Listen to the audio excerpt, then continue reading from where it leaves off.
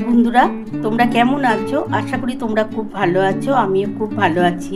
আজকে তোমাদের আমি সজনে ডাঁটা আলু দিয়ে ঝাল করে দেখাচ্ছি। এই যে বন্ধুরা দেখো, আমি কিন্তু এই যে সজনে ডাঁটা নিয়ে নিয়েছি। এই যে সজনে ডাঁটা আছে, আলু দিয়ে কিন্তু ঝাল করব, একটু ঝাল করে করব। খেতে কিন্তু চমৎকার লাগবে। আর এটার মশলা দেবো, দেখো এই যে সর্ষে নিয়েছি, খুবই সামান্য সর্ষে আছে, পেঁয়াজ আছে, টমেটো আছে। আমি মশলা কি বাটবো তোমরা দেখে নাও। আমি মশলা কিন্তু সর্ষে বাটবো শুধু, আর পেঁয়াজ আর টমেটোটা কিন্তু আমি পরে দেবো, তোমরা দেখতেই পাবে বন্ধুরা। চলো বন্ধুরা, আমি কড়াটা বসিয়ে নিই। কড়ার মধ্যে আমি একটু তেল দিয়ে, একটু তেলটা ততক্ষণ গরম হোক, ততক্ষণ আমি এই যে সর্ষেটা বেটে নিচ্ছি।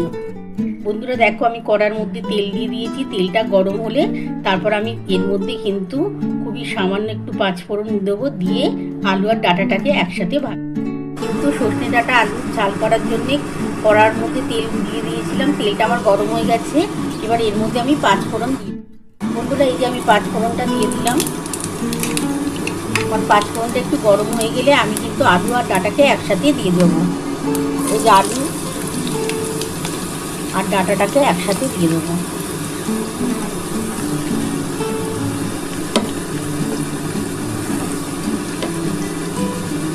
এটা একটু লাল লাল করে ভাজা হয়ে গেলে তারপর তার মধ্যে আমি পেঁয়াজ আর টমেটোটা দেবো, আর মশলাটা কিন্তু আমি পরে দেবো।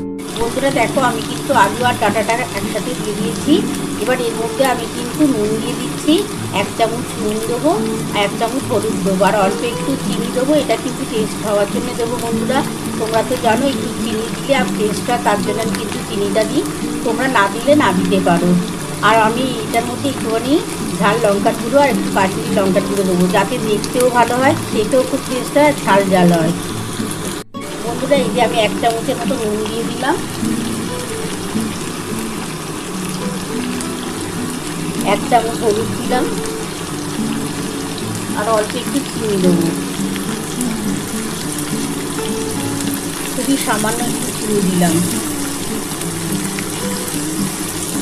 এটা একটু ভাজা হয়ে গেলে এর মধ্যে আমি কিন্তু পেঁয়াজ কুচিয়ে রেখেছি। আমি একটা বড় পেঁয়াজ দিয়েছি, এই পেঁয়াজটা দিয়ে দেবো। পেঁয়াজ আর টমেটোটা দিয়ে আমি কিন্তু ভাজবো।